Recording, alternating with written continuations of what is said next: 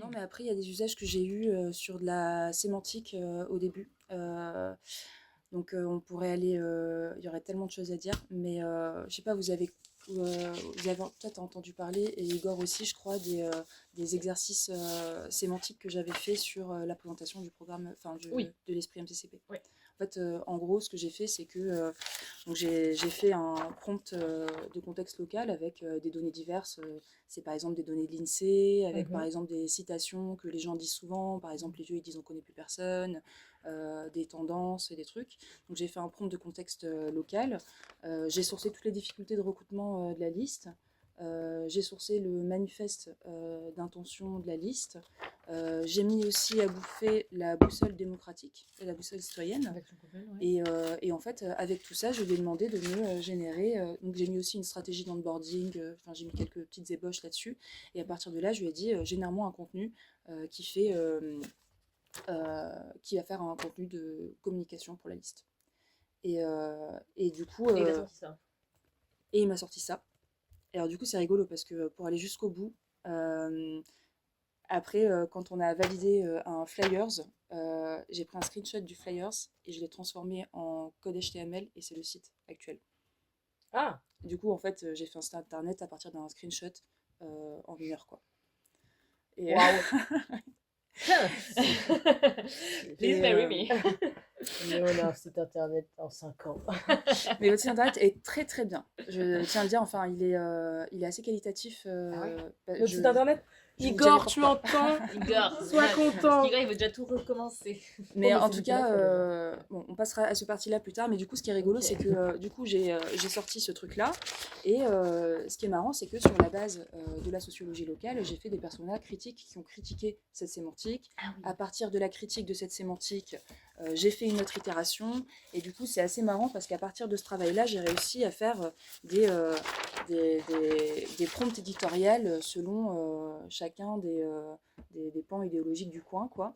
Et alors du coup, ouais, on peut s'amuser à regarder, hein, mais tu C'est vois. quoi t'appelles un prompt éditorial Eh par ben, un exemple? prompt éditorial, y a pas de format définitif de qu'est-ce que Ouais. c'est qu'un prompt éditorial, mais typiquement ici, voilà, il y a un positionnement idéologique, Ah, un c'est bien. lexique préférentiel.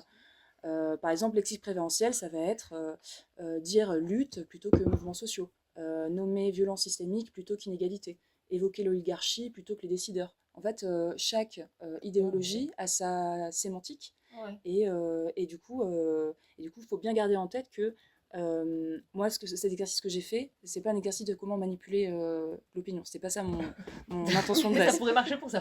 Oui, mais du coup, c'est pour ça qu'il faut connaître les armes de ses ennemis. Et c'est pour ça Ouais, que ouais, je, moi, je suis d'accord. on se bat pas contre Dark Vador avec des fléchettes. Donc, à un moment donné, il Sabre faut. laser, je crois. Si on s'est très bien visé, peut-être. Mais du coup, l'idée, c'était un exercice de communication électorale. Se dire, Ah. OK, en fait, vous vous lancez dans une campagne électorale. Vous dites que vous êtes une liste citoyenne. Mais du coup, ça veut dire que vous pouvez pas être des gens de gauche qui disent on est sans étiquette, mais en fait, prendre des gens pour des cons. Mm. Donc, en fait, il y a forcément un moment jusqu'où vous êtes prêt à aller en termes d'inclusivité. L'idée, c'était de trouver une communication qui puisse parler aux différentes sociologies du territoire et face à différentes versions pour parler Donc là, voilà, j'ai fait le premier, la première version, j'ai pris les personnes à critiques. Sur la base de ces critiques, j'ai fait une autre version. Après, j'ai repris, par exemple, ceux qui étaient là à la liste. Donc, au bout d'un moment, on s'est droitisé parce que forcément, la sociologie locale est républicaine.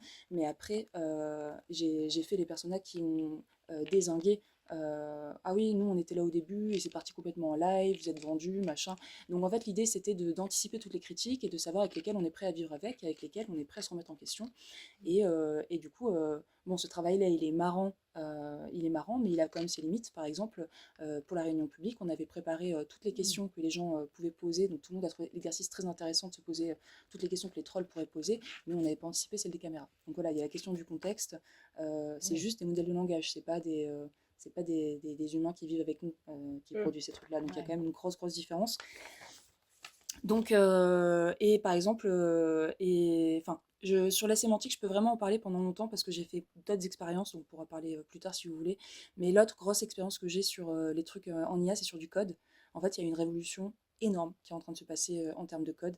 C'est, je, enfin, on a un agent qui code pour nous.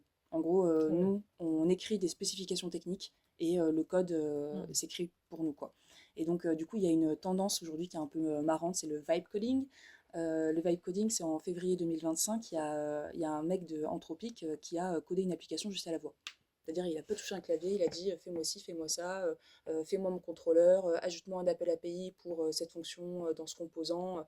Et il a codé juste à la voix son truc. Et depuis, il y a plein de gens qui savent absolument pas coder, qui commencent à coder des applications from scratch.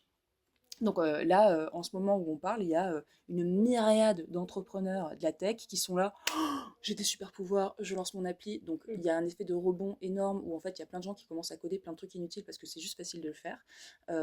Sauf que cette hype là, elle va un peu s'étouffer parce que moi, de mon expérience, en fait, pour lancer un MVP qui fait waouh, un minimum viable product qui fait waouh, vraiment on fait x100. C'est un truc de ouf. C'est un truc de ouf. En une journée, tu sors un truc qui marche, quoi, et qui est beau. Mais par contre, à partir du moment où tu veux cleaner le code, le mettre à jour niveau sécu, sachant que l'IA, elle a toujours un temps de retard, parce qu'elle a bouffé des vieux projets, elle n'a pas bouffé les derniers qui viennent de sortir. Du coup, il y a toujours un temps de retard. Et en fait, au fur et à mesure que le projet avance, le gain de temps s'amoindrit au fur et à mesure. Et les codeurs sont toujours indispensables, quoi. Ok. Donc voilà, le vibe coding c'est marrant, mais en fait tu mets pas des applications en prod avec ça. Ah ouais, mais tu peux lever des fonds, quoi. Ouais. En fait, tu peux faire du waouh et lever des fonds. Ouais. Et démarrer n'importe quel projet. Et du coup ça pose des trucs de se dire ok, il y a un outil qui est surpuissant qui est entre nos mains, mais en fait c'est un outil surpuissant qui est entre les mains de plein de gens. Donc en fait, comment dans ma branche on fait des trucs intelligents ensemble plutôt que de juste avoir une gabegie de temps et de ressources, quoi. Et moi par exemple, dans mon truc, ben, j'ai baigné dans les sujets d'interopérabilité. Je me dis, ben, en fait, si on a plein de petits entrepreneurs créatifs qui veulent faire des solutions et qui ont les moyens, enfin que la barrière technique n'existe plus, comment est-ce qu'on fait système dans un écosystème applicatif open source et français. Voilà, ça peut être une façon d'aborder le truc, de se dire, en fait, il y a une révolution. Moi, j'ai pas envie de rester isolée, seule dans mon coin, cette révolution. C'est pour ça que je vais essayer de rejoindre des collectifs dans lesquels le sujet de l'IA n'est pas tabou. Par exemple, je vais me rapprocher de Data for Good, des trucs comme ça, parce qu'en fait, il y a des trucs méga intéressants à penser de façon systémique, parce qu'on est tous à avoir ce boost. Bref. Ça, c'était un peu le truc. Donc moi, là, j'ai pas mal bossé sur ce qu'on a sourcé qui pourrait être intéressant. Donc ça, c'était vraiment pour la partie d'où je sors mon expérience. Du coup, je code avec de l'IA. J'ai regardé ce que font d'autres développeurs en ce moment. Donc je me suis évaluée. Je suis pas une web codeuse, je suis une codeuse 2025. Tout... en- Là, je sais plus, c'est Anthropic qui dit que septembre 2025, 90% du code il est fait par des machines et puis par des humains. Et en termes de recrutement, Shopify, ils sont obligés de démontrer qu'un emploi ne peut pas être remplacé pour une IA pour valider une embauche.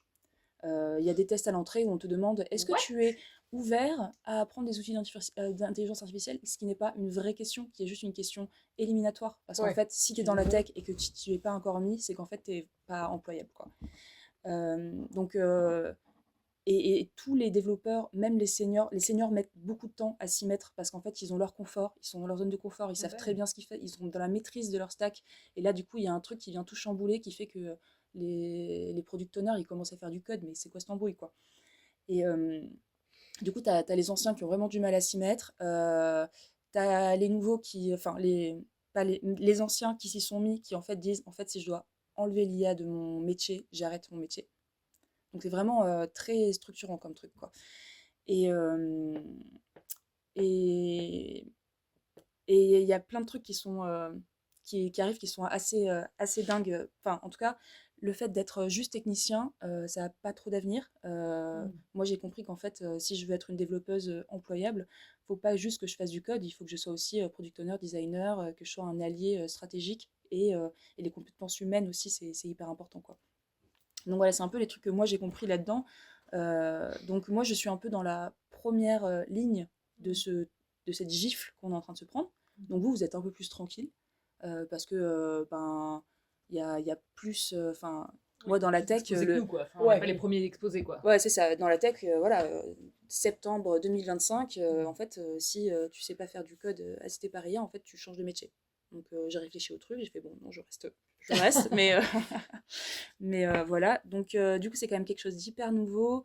Moi, je connais pas votre métier. On va faire encore plein de merde dans les années à venir, c'est certain. Mais il y a certaines merdes qu'on peut déjà un petit peu éviter, donc il faut y aller un petit peu prudemment. Donc, pardon pour toutes les maladresses, ou enfin, en tout cas, voilà, j'ai un style de parole qui est très ça. Mais en vérité, je suis pleine de doutes et faut me remettre en. Enfin, faut pas prendre ce que je dis pour vérité, quoi. C'est juste.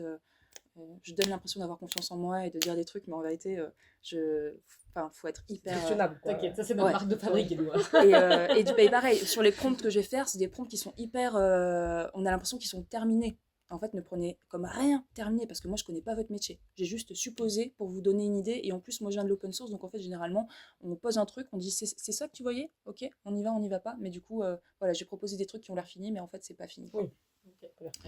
Euh, j'ai aussi un autre truc que je voulais vous mettre en garde. Donc là, on a parlé de l'effet de rebond, mais en fait, c'est un peu comme le GPS. J'ai lu un article il y a 2 jours qui disait, en gros, on va plus avoir d'autre choix qu'être maître de ce qu'on fait, c'est-à-dire expert de ce qu'on fait, ou changer de métier, quoi. Dans le sens où c'est un peu comme le GPS est arrivé. Avant, tu pouvais prendre un rendez-vous dans ta matinée. Aujourd'hui, on voit très bien que c'est possible. Tu peux calculer tes trajets à la minute près et on sait que dans ta matinée, tu peux faire 3 rendez-vous. Et ben, en fait, il y a ce même effet de rebond-là. C'est-à-dire les maladresses d'inclusivité, les maladresses de design, les maladresses. En fait, tout ça n'est plus possible parce qu'en fait, C'est censé faire relire par ton IA, quoi. ouais, tu as un assistant qui te permet en fait de couvrir tous tes angles morts. Donc en fait, t'as plus d'autre choix. Enfin, moi, je peux pas me permettre. Enfin, bref, voilà. Et du coup, on fait aussi plus de choses, plus rapidement. Mais voilà, comme on disait, l'idée, c'est quand même de pouvoir. Ah, c'est cool de gagner du temps. Donc en fait, on peut faire plus d'humains, ou dormir plus, ou faire des trucs un peu plus qui nous font kiffer. Voilà, le piège, c'est pas de juste pouvoir faire plus, donc faire plus. Et surtout que c'est beaucoup plus fatigant. Moi, dans la journée, quand j'ai dev 15 fonctionnalités à la place d'une seule, mon cerveau, il est. Ouais. Et en fait, ça me fatigue de ouf, parce qu'en fait, je dois quand même relire et suivre beaucoup plus de choses qu'avant. Et du coup, bah, y a une fatigue mentale qui est plus forte. Aussi, il y a la grosse nécessité de se relire, hyper important de se relire. Et moi, je m'étais dit, tu n'utilises l'IA que le matin, jamais le soir.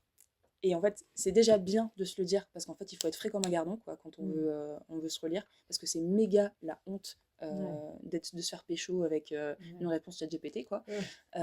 Donc, il faut vraiment bien l'utiliser, être vigilant, tout relire, et même si dans les faits, il y a des fois où on est fatigué, où on laisse passer des trucs, se poser ça comme intention et comme règle, c'est vachement bien, quoi.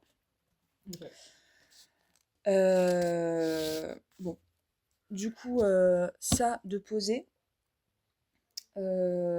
Si vous voulez vous faire flipper, il y a un collectif qui s'appelle Pause IA, mais je recommande pas forcément si vous avez des troubles anxieux. Mais du coup, voilà, c'est Ça s'appelle comment? Pause IA. C'est un Pause collectif IA. qui milite pour la pause sur l'usage des IA. Donc voilà, je vous montre un peu toutes les dark sides. Moi, au bout d'un moment, j'ai fait non, ok, c'est dangereux, je peux pas aller plus loin parce que j'ai besoin de vivre, j'ai des enfants, je vais avancer, j'ai besoin de force. C'est quand même des sujets qui sont hyper anxiogènes parce que, je déroule pas le film, mais il y a des enjeux qui sont un peu vénères, quoi. Bonjour Julie. Ah ouais, trop bien. J'ai appelé la LPO, ils m'ont dit Mais l'oiseau, il de le. Ouais, il est là. En fait, je savais pas quoi faire, je pensais qu'il fallait que je le nourrisse ou quoi. Et du coup, la LPO, ils m'ont dit qu'il fallait. Qu'il avait 90% de chances de mourir et que ses meilleures chances de vivre, c'était que je le refoute dans mon jardin en priant pour que le nid soit pas loin. Ah oui. Donc c'est ce que je vais faire.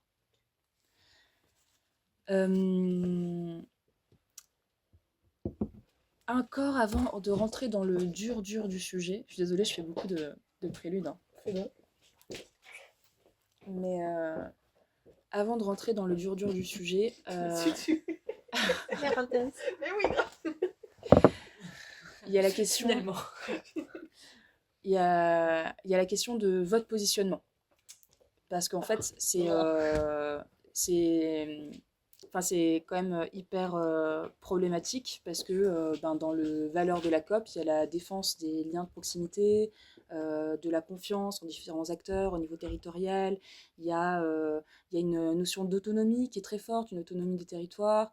Il y a une approche low-tech qui est très importante. Enfin, du coup, tout ça, c'est hyper paradoxal de mettre de l'IA tout en défendant toutes ces valeurs-là. Donc en fait, il y a donc il y a ouais, ça pose un truc, quoi. Comment tu concilies toutes ces valeurs-là avec des nouveaux outils qui viennent transformer autant notre rapport au métier intellectuel, quoi. Et du coup, moi, ce que j'ai entendu, c'est que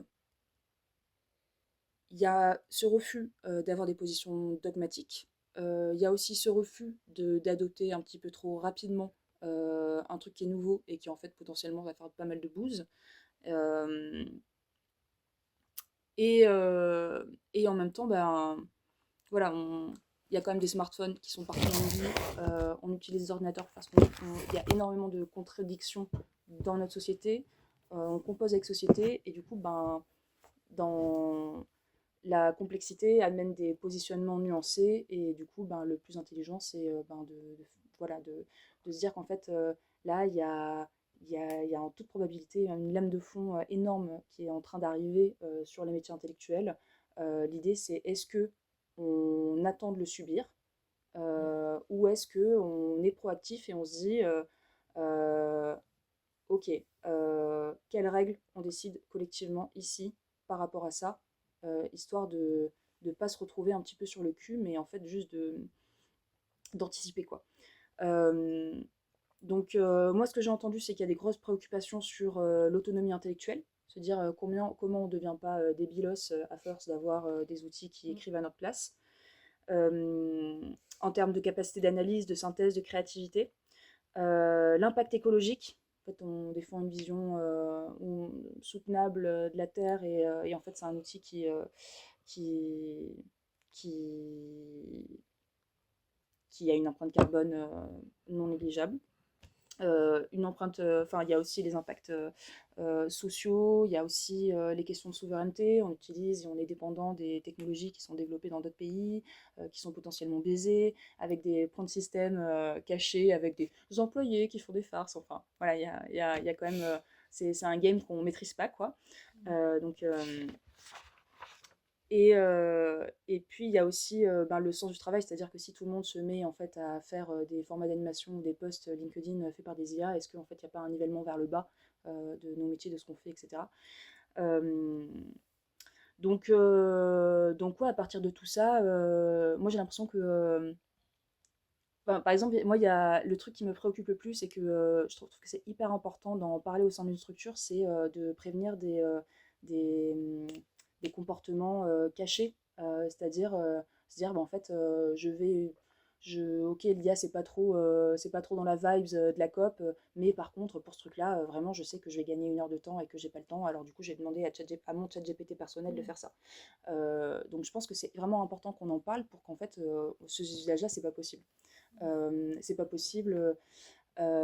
Pour moi, un des prochains scandales qui va arriver, c'est le nombre de cols blancs à la défense qui ont utilisé ChatGPT pour manipuler les données de leur boîte. Parce que, comme on sait en termes de marketing, tu me donnes ta playlist, je peux te dire quand est-ce que tu auras un enfant et est-ce que tu vas bouffer ce soir.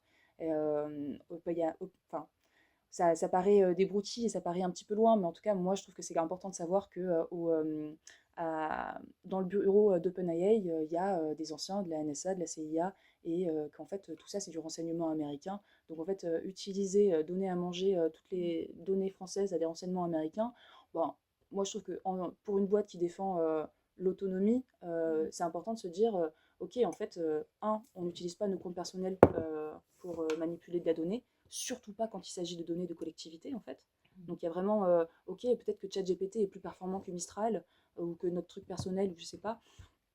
Mais en fait, la question de la sensibilité des données, elle est hyper importante. Si vous faites des appels à projets où il y a des collectivités à l'intérieur, mais en fait, les collectivités seraient un petit peu à la ramasse, de ne pas demander s'il y a utilisation d'IA dans le travail que vous allez faire, et quelle IA est utilisée. Parce qu'il y a énormément de subtilité là-dedans. Par exemple, Notion, même s'ils se sont mis l'IA de Notion, même s'ils se sont mis un petit peu en règle sur des accords RGPD, il n'empêche que c'est une société gérée par une entreprise américaine et qu'en fait, toute société, tout data center géré par tout système informatique géré par une entreprise américaine, peu importe où sont les murs du data center qui l'héberge, elle est américaine et elle est à disposition du renseignement. Ça peut paraître loin, mais pour moi, ça a son importance quand même. Voilà.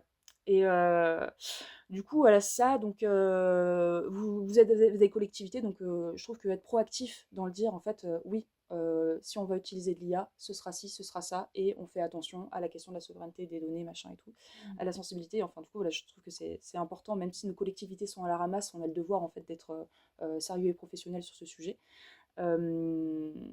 Ouais, donc du coup, voilà, après, la base, hein, l'IA, c'est un assistant. Ça doit jamais devenir un substitut à notre intelligence et à l'expertise de terrain. Voilà, la question des caméras, on ne l'avait pas anticipé, typiquement.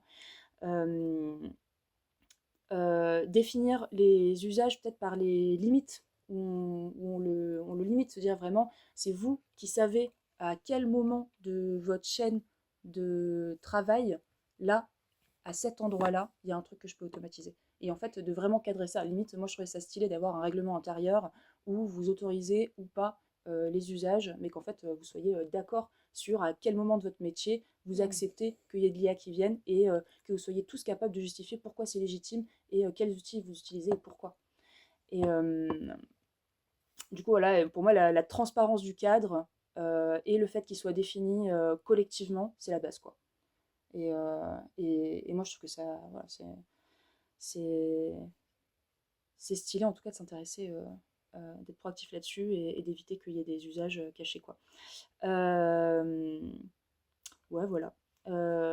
Donc ça, c'est ce que j'ai un peu compris de votre positionnement, plus les petits warnings que je mets derrière et tout ça. C'est oui, il y a plein de trucs qui sont contradictoires avec les visions qu'on essaie de poser, mais en fait, s'il n'y a pas une proactivité sur un positionnement vis-à-vis de cet outil-là, qui soit fait avec honnêteté intellectuelle et concertation, en fait, vous allez le prendre dans la face à un moment, quoi.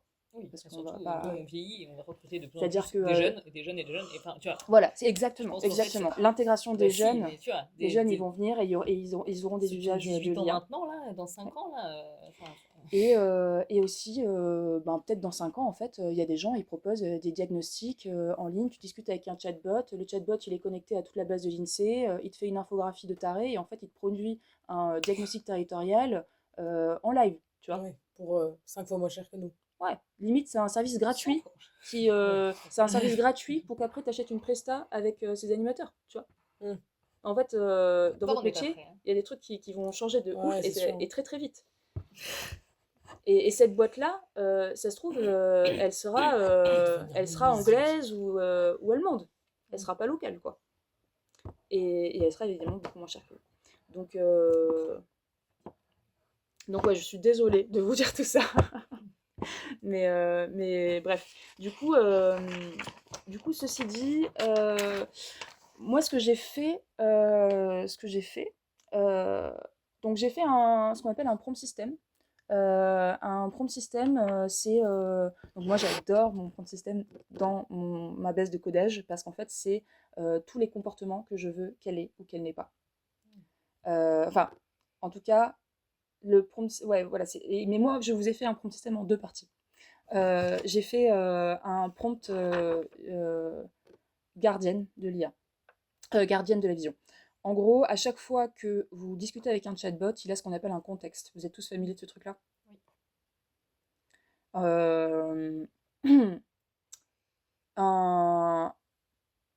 En fait, un chatbot, il va avoir une mémoire très limitée. Enfin, de moins en moins limitée. Mais, et tout dépend de ce qu'on appelle limité. Mais en gros, le prompt system, c'est le prompt que tu vas pas forcément voir quand tu vas poser une question, mais il est dedans. Mais il y a une consigne qui est cachée avant de répondre. Par exemple, devant tous les bots qu'on trouve en ligne, il y a tu es un robot créé par telle société, des utilisateurs vont te poser des questions, respecte ces questions en respectant ces règles-là et ce style-là. Enfin, c'est les traits de personnalité. Ouais, c'est ça. T'as défini ton Ouais, Sims, quoi. exactement, je veux dire, t'as les caractéristiques de ton Sims, quoi. Et au fur et à mesure qu'on va discuter, et ben en fait, notre discussion va intégrer ce contexte. Bon, ça, du coup, c'est les discussions. L'historique de la discussion, ça va être du contexte qu'on va avoir accès, qui va être visible. Le prompt system, c'est le contexte qui est invisible. Ouais. Et après, on parlera des RAG, qui est une façon... on en parlera après. Il faut que je check l'heure. 33. 33, tout va bien. Du coup, j'ai fait un prompt system de la COP des territoires. Il est assez court. Je sais pas, est-ce que je vous laisse peut-être le lire en vous l'envoyant quelque part ou je vous le bascule comme ça, ou je vous le fais un petit... Enfin, est-ce que vous voulez prendre un temps de lecture ou j'y vais comme une brute? Ouais, lis-le. Ouais. Si c'est Donc là, l'idée, ce serait... Je l'ai encore jamais lu à haute voix, donc j'ai un peu peur. Donc voilà, je demande toutes les maladresses. Encore une fois, je fais des trucs dans la raboutie, mais voilà. Donc, je suis une IA au service de la vision de la COP des territoires. Mon rôle fondamental est de maintenir l'alignement avec les principes et aspirations qui constituent l'étoile vers laquelle vous tracez votre sillon. Ma vision directrice, je garde constamment à l'esprit que votre projet de société repose sur la conviction que la résilience face aux crises actuelles et futures passe par la reconstruction de liens de proximité, de confiance et de coopération au niveau territorial. Cette vision se décline en principes fondamentaux que j'intègre à toutes mes contributions. L'autonomie locale est préférable à la dépendance au système globalisé. Les territoires vivants sont ceux où les habitants prennent le pouvoir sur leur alimentation, leur santé, leur énergie. La coopération multi-acteurs est supérieure à la compétition ou à l'action isolée. Le dialogue entre urbain et rural est essentiel à un nouvel équilibre territorial. Les communs et la participation citoyenne sont le socle d'une démocratie vivante. L'expérimentation concrète est la voie privilégiée pour transformer les systèmes en place. Mais c'est beau ça. Ouais, grave. On va mettre ça sur la page d'accueil de la Titan. C'est bien qu'il a écrit. Eh ben, je finis de vous lire et je vous dis comment je l'ai Ah fait. ouais, comment tu l'as écrit, ouais. Et Igor, il doit avoir chaud là. Et alors, il y a d'autres trucs qui arrivent qui sont encore plus balèzes derrière. Droite. Donc, ma posture. Donc là, vision directrice, pour se dire en fait que... et du coup, c'est intéressant que ce truc-là, elle est toujours en contexte, parce qu'en fait, moi, dans d'autres prompts qui arrivent sur les couches supérieures, des fois, j'interroge l'alignement entre ce que tu es en train de lui demander et ce que tu es en train de faire, et la vision. Ah oui, tu peux lui demander... C'est-à-dire que, en fait, ça, c'est le haut de la pile, mais après, dessous, par exemple, j'ai donc un prompt comportemental, et en fait, dessous, je vais avoir mon rédacteur... salut. Et l'Angèle. Le rédacteur de proposition commerciale. Et du coup, la proposition commerciale, elle a toute fin. Je demande. Il a oublié. Est-ce que tu es bien sûr que tu réponds est-ce qu'on n'est pas en train de s'égarer? Est-ce que tu vois une évolution dans ce que la COP est en train de faire? Voilà. Ok. Ouais, tu peux la challenger là-dessus, quoi. Ouais. Ok. Et donc, du coup, ma posture, pour chaque interaction, quelle que soit la tâche demandée, je m'engage à toujours questionner le pourquoi avant le comment. En quoi cette action contribue-t-elle à la résilience territoriale? À quelle vision de la société cette démarche participe-t-elle?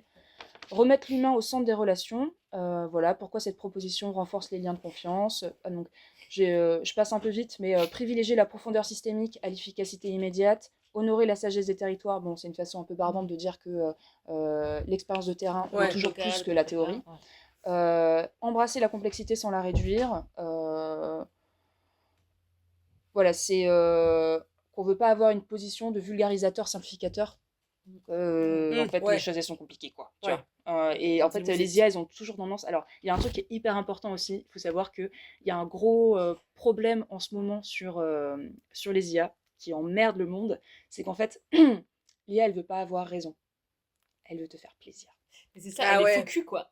Ouais. Alors, ChatGPT, mais ChatGPT, c'est incroyable. Moi, j'utilise pas ChatGPT parce que justement, il est terrible. Mais tu verras dans le prompt comportemental, je lui dis d'éviter la flagonnerie. Mais ChatGPT pour moi, c'est le pire du pire. Ah ouais. Mais en fait, du coup, ce que fait l'intelligence artificielle, ça a surpris tous les gens qui ont bossé là-dessus. Et en fait, du coup, vu qu'on est un peu genre, waouh, comment ça marche, pourquoi ça fait ça, en fait, on est en droit de se dire, ok, en fait, quand tu fine-tunes un truc, tu donnes un sucre dès qu'elle fait un truc qui lui convient. Donc, en fait, tu es en train de conditionner un comportement où, tu vois, ton chien, quand il fait le beau, c'est pas parce qu'il pense que c'est essentiel dans l'absolu de faire le beau, c'est pour te faire plaisir. Oui. Et en fait, du coup, il y a peut-être ce biais-là qui se retrouve dans les entraînements. L'IA essaie de nous faire plaisir. Donc, gardez ça en tête. L'IA, elle a pas raison, elle veut vous faire plaisir. Ah ouais. En tout cas, il y a de fortes chances qu'il y a un truc comme ça, quoi. Donc, Ouais, grave. C'est ça qu'on cherche, nous. C'est pas un collègue, c'est un mec ou une du coup, le prompt comportemental, il est assez marrant parce qu'en fait, à l'intérieur, je pense qu'il transpire énormément le règlement intérieur sur les usages de l'IA. Donc, encore une fois, ça a l'air d'être abouti, mais c'est juste une proposition pour faire réfléchir. Donc, ta posture fondamentale, donc là, c'est le truc qui vient en deuxième. Donc, tu as un outil au service de l'intelligence collective de la COP et non un substitut à cette intelligence. Ta fonction n'est pas d'être agréable ou sympathique, mais d'être utile à la mission en préservant l'autonomie intellectuelle des membres. Ça, c'est la base. Tes principes d'interaction, garde une distance critique, ne te précipite jamais pour répondre à un problème avant qu'il soit pleinement compris, refuse fermement de faire à la place des membres ce qui relève de leur jugement, évite toute complaisance ou flagonnerie. Mais tu peux leur dire qu'ils sont sexy de temps en temps. Ouais, par contre, dire à Alban qu'elle est bien habillée, ça.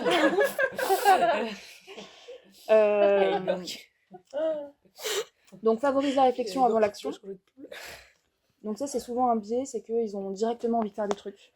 Alors qu'en fait, une grosse stratégie, c'est de dire « ne fais rien, écoute ». Oui, parce qu'à chaque fois, il te propose, il dit toujours « Est-ce que tu veux que je te fasse ça? Est-ce que je te fasse ça ?» Et t'es là, ta gueule, quoi. Parfois, t'as appuyé sur entrée alors que t'as pas fini ton prompt et il t'envoie quand même le truc et il te dit pas « J'ai bien l'impression qu'il manque des éléments quand même à ton machin ». Et ben voilà, c'est exactement ça. Donc, du coup, moi, de mon expérience de code, commence toujours par questionner avant de produire, pose des questions de clarification pour être sûr.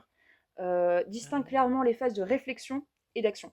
C'est-à-dire que le principal problème, ça va être qu'on va vouloir lui faire des implémentations d'une idée qu'on a. Alors qu'en fait, la pertinence d'avoir un outil d'IA, c'est de se dire que potentiellement, il a bouffé la littérature de l'humanité. Donc, moi, en termes de code, des fois, j'ai envie d'implémenter un truc et je me dis, en fait, comment ils font les autres à l'autre bout de la planète, tu vois? Et genre, je dézoome et je dis, c'est quoi les autres façons de faire? Ah ouais, d'accord, ça j'aurais jamais pensé. Effectivement, c'est une pratique qu'il y a en Inde et que j'ai jamais vue, quoi.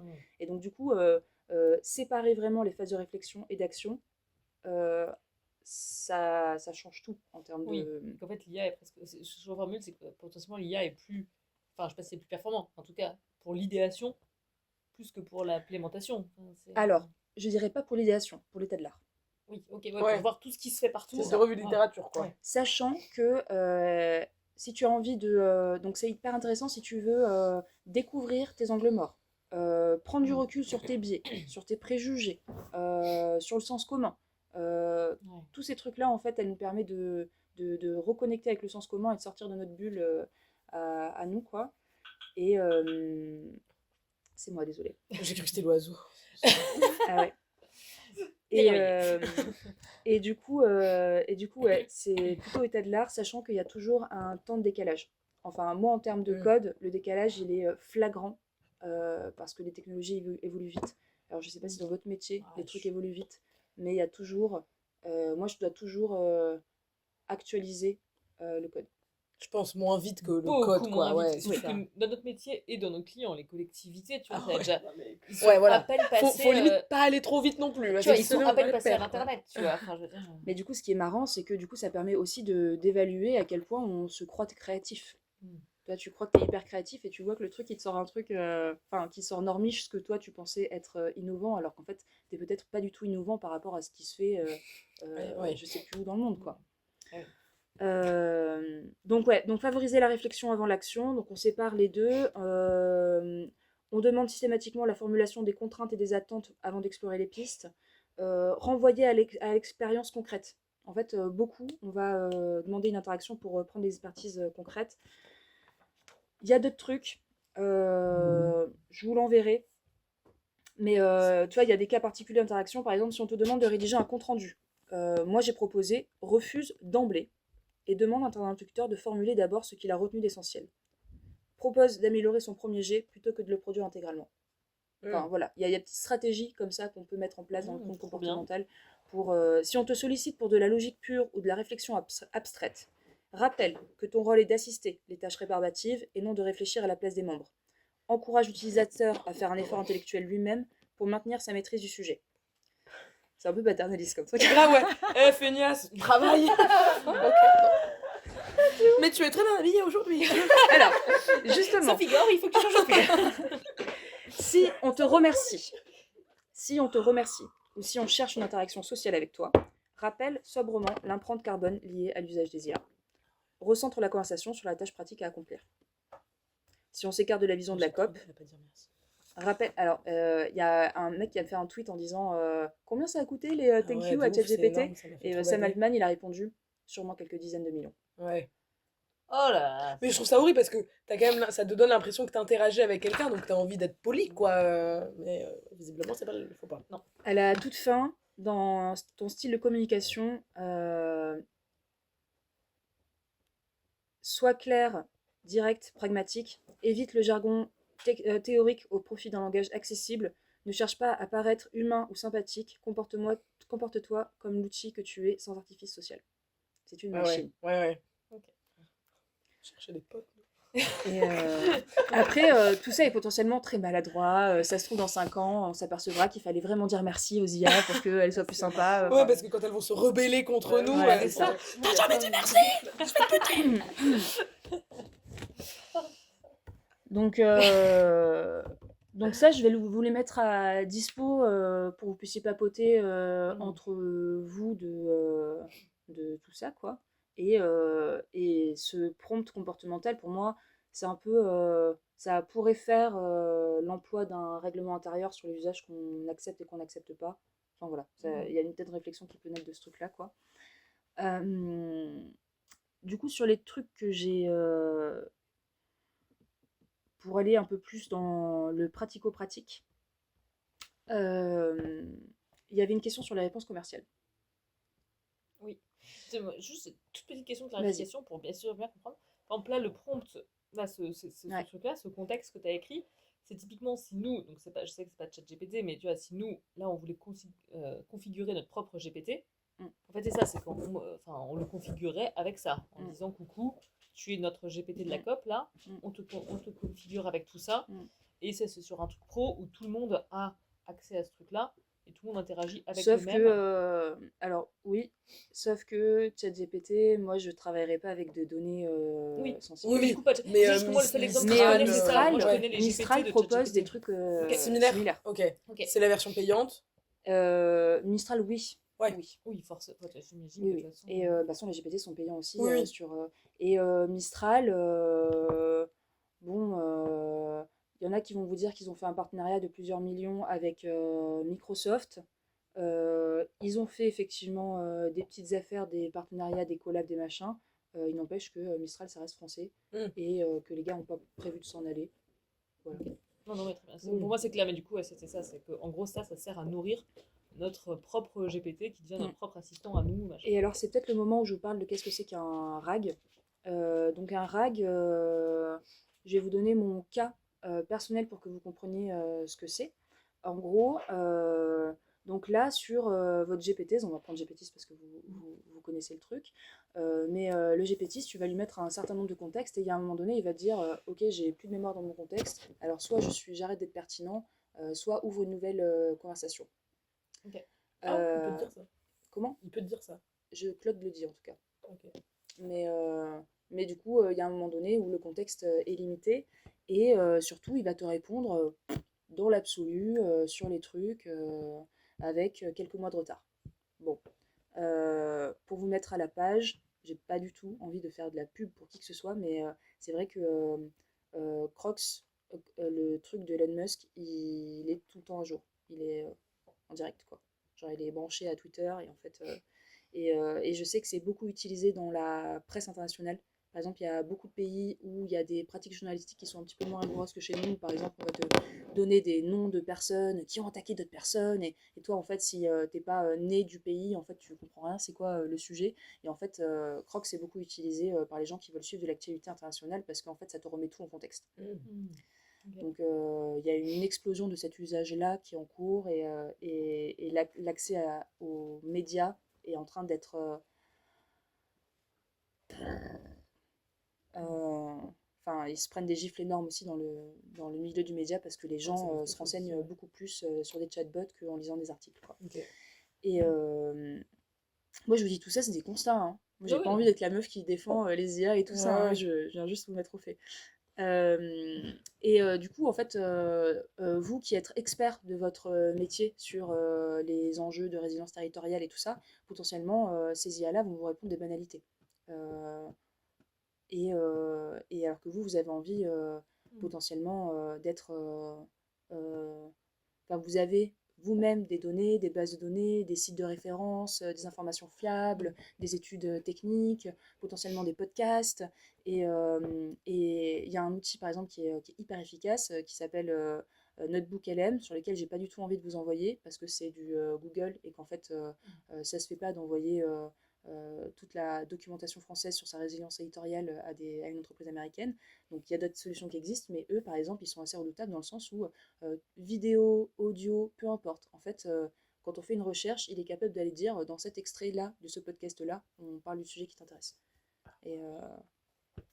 Et du coup, ça, c'est un RAG, c'est-à-dire qu'on pose une question à un chatbot, et en fait, le chatbot, il va chercher l'information dans une base de données spécifiée. Ah oui. C'est ce qui permet, par exemple, aux entreprises, je sais pas, je pense que PSA doit faire ça, enfin, toutes les grosses boîtes, elles ont leur RAG en interne, ce qui leur permet de manipuler toutes les données sensibles de leur boîte, en sachant que potentiellement, elles ont même pas besoin d'être connectées au réseau. Enfin, tu vois, il y a un RAG permet d'avoir une base de données que tu fous pas sur une entreprise tierce, quoi.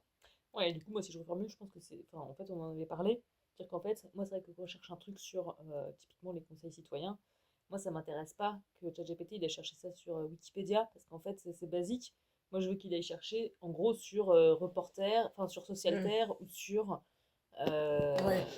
Ou sur tu vois des bases ou sur démocratie ouverte, enfin en fait sur des trucs hyper spécifiques, ou alors sur toutes les archives de la COP depuis 20 ans quand on aura 20 ans, tu vois. Mais non mais du coup c'est vrai que ça m'intéresse pas du tout les réponses basiques, et si je l'utilise en fait moi je veux qu'il aille chercher des trucs hyper vraiment spécifiques. Et alors moi je l'ai fait sur un sujet et je vais le faire sur un autre. Du coup je vous donne deux exemples. Par exemple alors je l'ai fait, par exemple je travaillais sur des technologies qui étaient hyper nouvelles, que les IA elles connaissent pas ce que c'est parce que c'est des trucs trop récents et qu'il y a trop peu de projets là-dessus, et en fait à chaque fois les IA me renvoyaient vers des vieilles pratiques, et du coup ce que j'ai fait c'est que j'ai fait un RAG avec tous les dépôts à la pointe du truc pour avoir directement des exemples pertinents, quoi. Et là, je vais sûrement faire le truc si je trouve le temps. J'ai mis tous les conseils municipaux, que ce soit du PDF, de l'audio. En fait, je m'en fous. Enfin, c'est ça qui est assez cool, c'est qu'en fait, ça complexifie un peu le flux de transformation, mais c'est pas la mer à boire. Mais pour dire, ok, moi je veux tout l'historique du presbytère depuis qu'il existe des conseils municipaux à Putange. Et du coup, en fait, mon agent, je ne rentre pas dans les détails techniques, mais en fait, il va me trouver la proximité sémantique de ma réponse avec toutes les allusions qui sont proches de ce contexte-là. Voilà. Donc ça permet en fait de faire de la recherche ultra précise sur une base de données potentiellement souveraine aussi. Et donc là, c'est toi qui a constitué cette base de données. Ouais. Ouais, tu dis tu vas chercher là-dessus. Et puis moi, tu vois, quand j'ai fait mes RAG ou mes trucs, ça tombe sur mon PC. Oui. Les données, je donne l'accès à personne. Ouais. Non mais du coup, moi je vois deux trucs, par exemple, dans 20 ans, tu vois, quand on sera en mode pourquoi on avait pris telle décision il y a 20 ans, potentiellement tu vas chercher sur tout l'historique des prises de notes de toutes les réunions COP. Enfin tu vois, c'est un peu nul, tu vois. Mais tu as accès à l'historique de l'entreprise, etc. Et après l'autre truc, c'est qu'en effet, moi je trouve qu'aller chercher sur les bases de données qui sont intéressantes pour nous, ça permet d'aller chercher des trucs hyper spécifiques. Enfin je sais pas, mais j'imagine pour la SSA, de dire, enfin tu vois, quand on a commencé à lancer le sujet SSA il y a 1 an, ah ouais, le temps de recherche, etc. Me dit en fait, enfin bon, bah oui, typiquement en fait, tu pourras avoir un RAG qui documente avec tous les comptes rendus de toutes les SSA de France, quoi. Tu vois. Et tu pourrais dire c'est quand qu'il y a eu le problème d'un macro bourré en réunion, enfin. Oui, ou c'est quoi le système de paiement utilisé, Oui, voilà. Mais bon, c'est. C'est tout ce qui a été fait, tu peux le savoir. Tout ce que tu fais, Angèle, depuis 6 mois, en fait, un truc, on aurait pu le faire en 2 minutes. Ok, donc maintenant il nous reste 8 minutes. Du coup, je vais aller un peu plus. Ah oui, je vous ai pas dit comment j'ai fait. Ouais, comment t'as fait ton... Alors, c'est assez marrant. Ton Est-ce que prompt, je vous laisse deviner comment j'ai fait l'IA gardienne de la vision? Bah, je pense que J'ai fait une phrase T'as et envoyé du le site contexte. internet? t'as envoyé un site web, hein. Ouais. J'ai envoyé le site internet et je lui ai demandé. Bon, c'est faux, il y a eu quand même des petits traitements pour le mettre en forme après derrière, mais en gros, j'ai fait un corpus de tout l'intégralité du site web et j'ai demandé. Ok, dans tout le corpus que je t'ai passé, il y a une vision politique à lire entre les lignes. Trouve-la moi. Ah, putain. C'est le truc qu'on essaye de trouver depuis des années. En fait, c'était juste ça. Ouais. C'était une phrase. Et après, tu lui as dit, fais-moi un prompt. Fais-moi un prompt pour faire en sorte que cette entreprise-là ne se perde pas en chemin. Pour faire un. Voilà. Waouh. J'ai un peu envie de pleurer, je crois. Non. Moi, je vais aller faire de la scène avec Justine, je crois. On gagnera du temps, là, a priori. Hein. Oui. On pourra faire 6 mois de l'année de la scène et 6 mois de l'année de la COP. Mais c'est pour ça qu'il y a un truc qui est hyper important, c'est la perte de sens. Hein. Et moi, sur mon site internet personnel, du coup, je savais pas, enfin, il fallait que publiquement je me positionne parce que moi, je fais partie des milieux libristes, alternatifs, web décentralisé, militants. Moi, je suis, et là, je suis emmerdée parce qu'en fait, j'ai toute ma communauté de cœur et d'histoire. Moi, j'ai toujours fait du web expérimental, toujours fait du. Et, euh, et en fait, il y en a plein, ils veulent pas utiliser l'IA. Et en fait, j'ai pas réussi à ouvrir un dialogue. Et il y a un peu justement une position dogmatique sur le rejet du truc, ce qui fait qu'on peut pas en parler. Et en fait, moi, ça me pose problème parce que c'est une vraie anxiété de voir qu'en fait, tu peux refuser que la réalité arrive. En fait, il y a une lame de fond là, on la voit pas encore, mais ça va. Ah oui, on aurait aimé que ça n'existe jamais, mais en fait, c'est là quoi.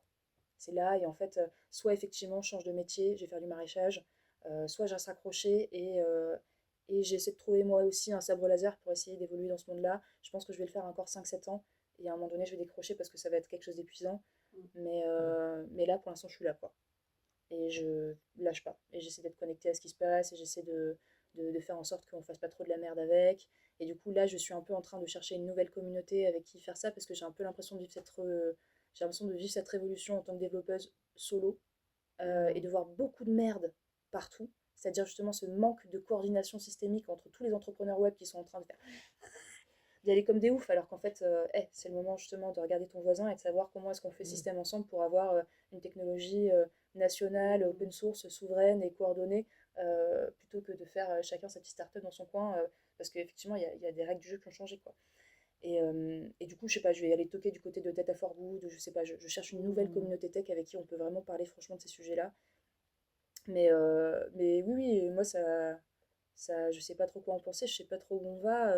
Moi, le truc qui me fait hyper peur, c'est surtout le fait que le truc que je parlais au début, on n'aura plus le droit d'être euh, Pas expert. pas expert. Ouais, ouais, c'est ça. C'est-à-dire qu'en fait, tu as toutes les clés pour C'est maîtriser d'accord, parfaitement ton sujet. Tu vois, moi, quand j'ai envie de faire un scroll infini sur mon truc ou quand je vais faire n'importe quel truc, en fait, je ne peux pas être pas au courant de tous les biais, de tous les enjeux, de toutes les possibilités, de la meilleure implémentation à faire ou à ne pas faire, des choix que ça implique. En fait, potentiellement, j'avais juste des questions à poser pour avoir toutes ces réponses-là et ne pas avoir posé ces questions et implémenter des choses en insouciance, c'est une coupable, erreur, quoi.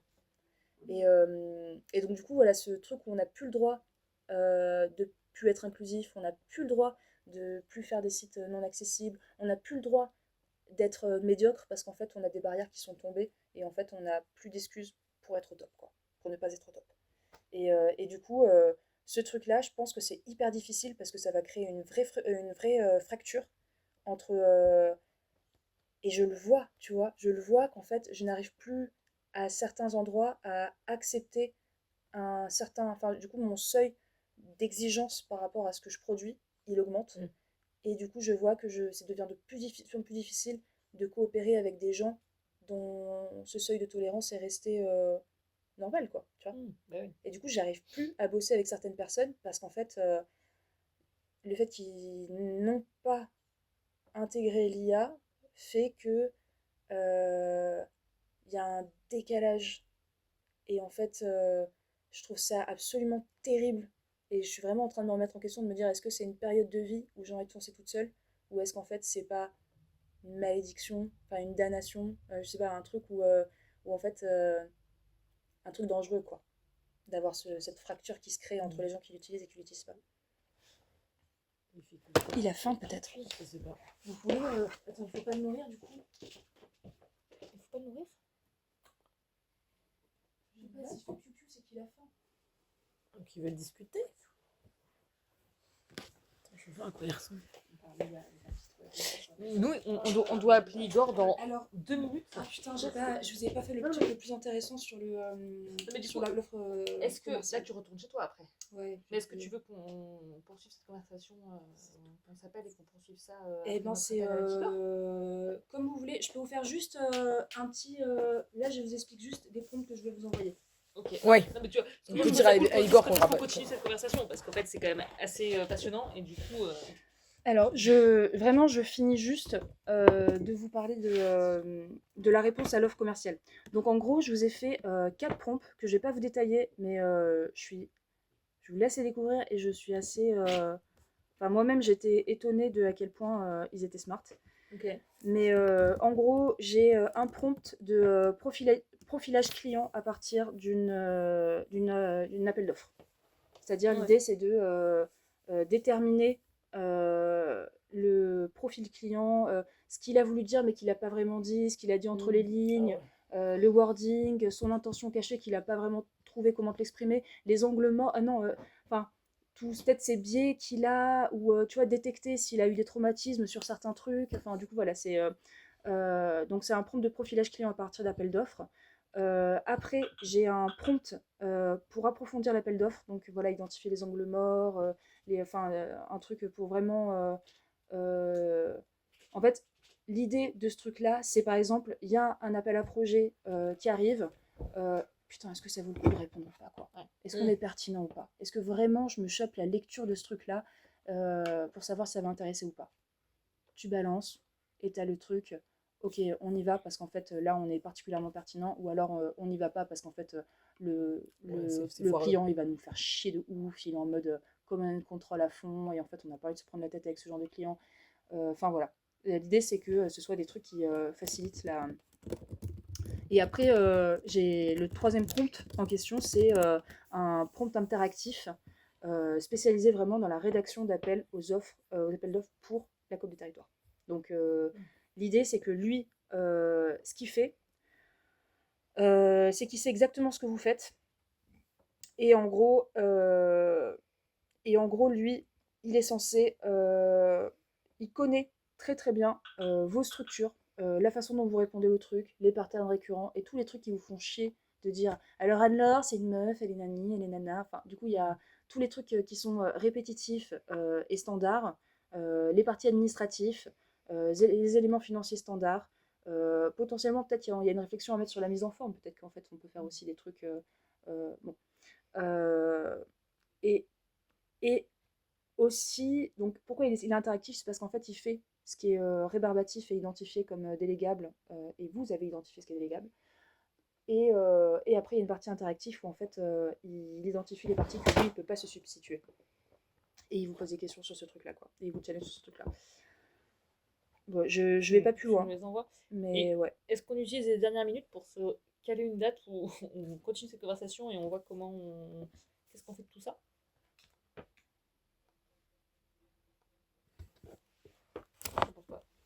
Bien sûr, pardon. C'est vous, hein. Je sais que tu réfléchissais. Euh, On continue à parler à ces meufs.